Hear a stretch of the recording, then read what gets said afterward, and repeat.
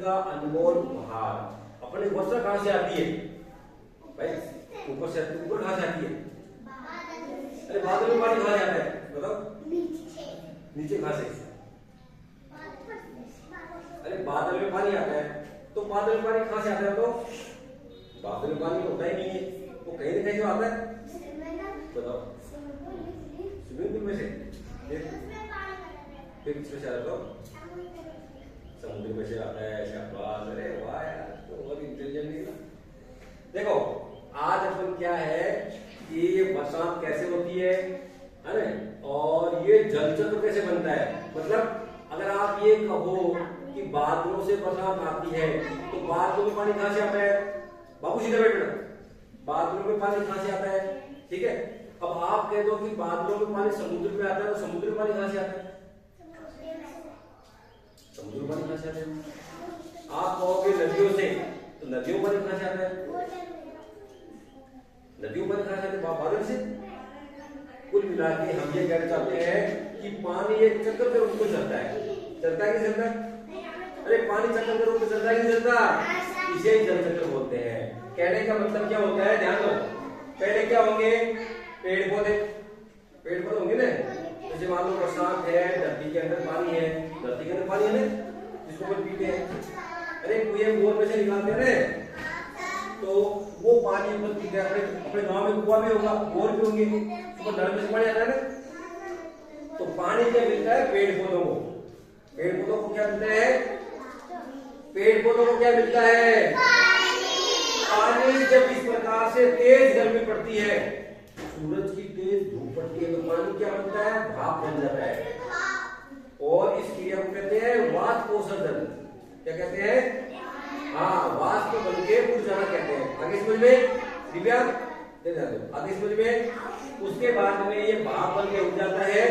जैसे जैसे ये भाप पानी बन करके ऊपर उठता है, जैसे जैसे भाप बन करके ये पानी ऊपर उठता है, उड़ते हुए ऊपर चलते हुए ठंडा हो जाता है ना।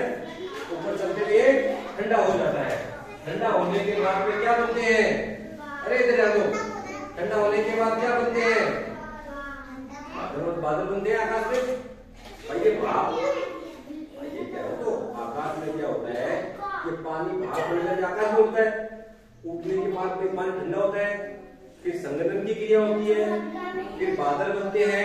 फिर क्या बनते हैं? बादल बनते हैं। और फिर बादलों से क्या होती है? अरे बादलों से तो बरसात होती है। जब बादलों से बरसात होती है, बादल तेज बरसते हैं। कैसे बरसते? नहीं बरसते?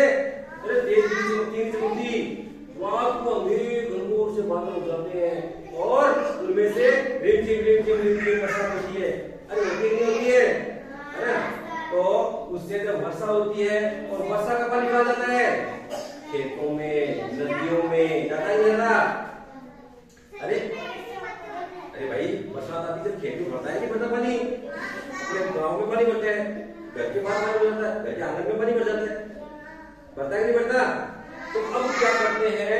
पानी भरने के बाद में जब इस प्रकार से नदी और पानी भर जाता है, फिर तेज धूप निकलती है। फिर क्या निकलती है? तेज धूप निकलती है। तो तेज धूप निकलती है, तो फिर पानी क्या होता है? भाप बनकर उठता है, गर्म होकर उठ जाता है। जैसे नहीं होता क्या? अपने भगोनी में पानी गर्म करते हैं, तो उसमें से भाप निकलती है। सब्जी, मम्मी सब्जी बनाती है, सब्जी में से भाप निकलती है, बहुत खतरनाक होती है। तो वो वाली क्या है? इनसे निकलती है।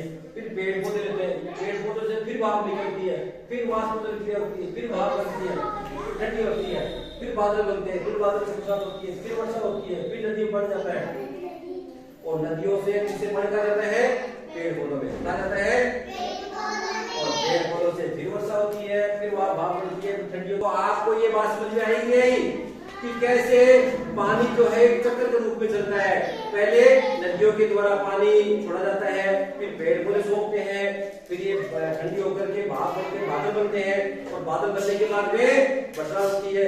ये चक्र अपने आप में चलता रहता है। अरे ध्यान दो। तो बच्चों आपको ये जल चक्र की क्रिया समझ में आई? अरे जल चक्र की क्रिया समझ में आई ना?